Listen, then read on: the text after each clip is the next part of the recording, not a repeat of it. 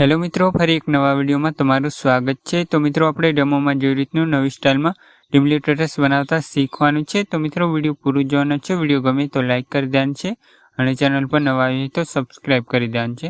અને મિત્રો તમે ટેલિગ્રામમાં જોઈન ન થયા હોય તો થઈ જજો, લિંક ડિસ્ક્રિપ્શનમાં મળી જશે। અહીં તમને ડેમો ટેટસ અને ફૂલ પ્રોજેક્ટ બધું મટીરિયલ મળી જશે અને ડિસ્ક્રિપ્શનમાં પણ મળી જશે।